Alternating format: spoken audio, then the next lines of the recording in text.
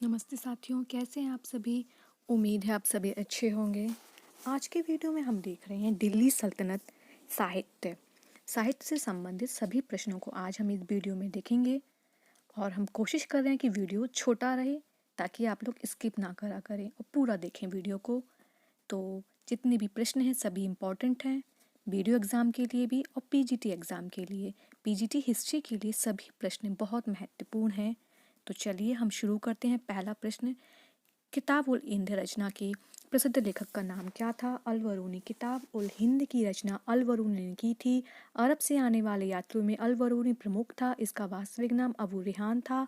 उसका भारत पदार्पण महमूद गजनवी के समय हुआ था। इसकी महत्वपूर्ण कृति है तहकीक हिंद अथवा किताब उल हिंद। अमीर खुसरो का जन्म हुआ था एटा में। अगला प्रश्न है, अबुल हसन यामुद्दीन खुसरो, जिसे प्रायः अमीर खुसरो के नाम से जाना जाता है, उत्तर प्रदेश के एटा जिले के पटियाली नामक स्थान पर हुआ था। खुसरो ने स्वयं को तूते हिंद कहा है।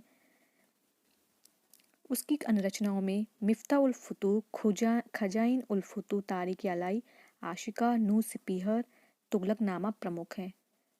अगला प्रश्न है, तूतिए हिंद अमीर खुसरो का जन्म हुआ था पटियाली में, यानी कि उत्तर प्रदेश के एटा जिले में। अगला प्रश्न है, अमीर खुसरो ने किसके विकास में अग्रगामी भूमिका निभाई? खड़ी बोली के लिए। अगला प्रश्न है, अमीर खुसरो किसका दरबारी कवि था? तो वो था अलाउद्दीन खिलजी। अमीर खुसरो को 6 सुल्तानों की सेवा का अवसर प्राप्त हुआ। आरंभ में वे बलबन के सबसे बड़े पुत्र मोहम्मद की सेवा में रहे। मंगोलों के साथ एक मुकाबले मोहम्मद मारा गया और मंगोलों ने अमीर खुसरो को भी बंदी बना लिया, किंतु वे जेल से भाग गए और बलबन के राज दरबार से संबंध हो गए। वे केकुबाद अलाउद्दीन खिलजी मुबारक शाह तथा गयासुद्दीन तुगलक के अंतर्गत भी शाही सेवा में रहे। 1325 में मोहम्मद बिन तुगलक के सत्ता संभालने के वर्ष में ही अमीर खुसरो की मृत्यु हो गई। अगला प्रश्न है, प्रसिद्ध कवि अमीर खुसरो किस बादशाह के दरबार से संबंध था? तो गयासुद्दीन बलबन। अमीर खुसरो बलबन, केकुबाद, अलाउद्दीन खिलजी, मुबारक शाह, गयासुद्दीन तुगलक, मोहम्मद बिन तुगलक के शासन के अंतर्गत रहा। वह सूफी संत निजामुद्दीन औलिया का शिष्य था। ये इंपॉर्टेंट पॉइंट है। सूफी संत निजामुद्दीन औलिया का कृतियां हैं मिफ्ता उल फुतूह, खजाइन उल फुतूह, आशिका, नूर सिपीहर, तुगलकनामा। अगला प्रश्न है, किसने दिल्ली के 7 सुल्तानों का शासनकाल देखा था? तो वो अमीर खुसरो व निजामुद्दीन औलिया दोनों ने ही दिल्ली के 7 सुल्तानों का शासनकाल देखा था। अगला प्रश्न, नई फारसी काव्य शैली सबक हिंदी हिंदुस्तानी शैली के जन्मदाता थे अमीर खुसरो। वह स्वयं को तूते हिंद कहता है। उसका कहना था, ना तवज़े हिंदी अस्त्र आज फारसी कम, अर्थात हिंदी का शब्द फारसी से कम नहीं है। निम्न में से किसने हिंदी खड़ी बोली का जनक माना जाता है? हिंदी खड़ी बोली का जनक माना जाता है तो वो है आपका अमीर खुसरो। हिंदी खड़ी बोली का जनक अमीर खुसरो को माना जाता है। वे नई काव्य शैली सबक हिंदी या हिंदुस्तानी शैली की जन्मदाता थे।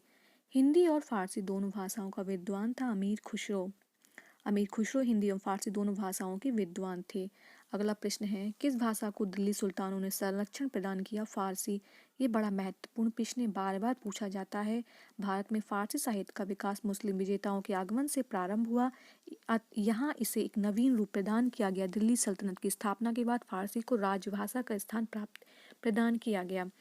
अगला प्रश्न है, अपभ्रंश शब्द का प्रयोग मध्यकालीन संस्कृत ग्रंथों में होता है कुछ आधुनिक भारतीय भाषाओं के आरंभिक रूपों को इंगित करने के लिए। अपभ्रंश। अगला प्रश्न है, तबकाते नासिरी लेखक कौन था? इसका मिनहाज उस सिराज। तबकात ए नासिरी मिनहाज उस सिराज का ग्रंथ है जो सुल्तान नसरुद्दीन को समर्पित किया गया है। मिनहाज प्रथम इतिहासकार है जिसने यह कहा था, कुतुबुद्दीन ऐबक ने अपने नाम की मुद्राएं प्रसारित की और खुतबा पढ़वाया। अगला प्रश्न हम देख रहे हैं, पॉइंट है कौन कौन से कथन सही हैं। हिंदू देवी देवताओं मुस्लिम संतों की प्रशंसा में रचित गीतों का संग्रह किताब ए नौरस इब्राहिम आदिल शाह द्वितीय द्वारा लिखा गया। दूसरा, भारत में कव्वाली से जाने जाने वाली संगीत शैली के प्रारंभिक रूप के आरंभकर्ता अमीर खुसरो थे। ये दोनों ही कथन सही हैं। अगला प्रश्न है, मैचिंग है, किसका किसके साथ सुमेलित है? तो जियाउद्दीन वर्नी ने फारसी में तारीख़ फ़िरोज़शाही की रचना की थी, जिसे ऐतिहासिक दृष्टिकोण से सबसे महत्वपूर्ण माना गया है। ताजुल माशिर ने ताजुल मासील को सदरुद्दीन मोहम्मद हसन निज़ामी ने लिखा था।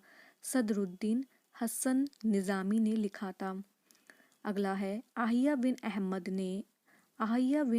ने सैयद सास्तक मुबारक शाह के संरक्षण में तारीखी में मुबारक शाही लिखी। अगला इम्पॉर्टेंट है मिनहाज उस सिराज ने तबकाते नासरी की रचना की थी जो सुल्तान नसरुद्दीन को समर्पित है। तबकाते नासरी। अगली मैचिंग है तारीख हिंद अलवरूनी द्वारा लिखी गई है। तारीख दिल्ली खुशरो द्वारा, रहला इब्न बतूता द्वारा लिखा गया है और तबकाते नासरी मिनहाज द्वारा लिखा गया है। मिनहाज उस सिराज। अगला प्रश्न है किस संगीत वाद्य को हिंदू मुस्लिम गान वाद्यों का सबसे श्रेष्ठ मिश्रण माना गया है? सितार को। अमीर खुसरो ने ईरानी तंबूरे एवं भारतीय वीणा को मिलाकर सितार का आविष्कार किया। इम्पॉर्टेंट है ये। संगीत यंत्र तबला का प्रचलन किया अमीर खुसरो ने। अमीर खुसरो का पूरा नाम अबुल हसन यामुनुद्दीन खुसरो था। अमीर खुसरो ने अपने समय का एक महान विद्वान और कवि था। वह ऐसा प्रथम लेखक था जिसने हिंदी शब्दों एवं मुहावरों का प्रयोग किया।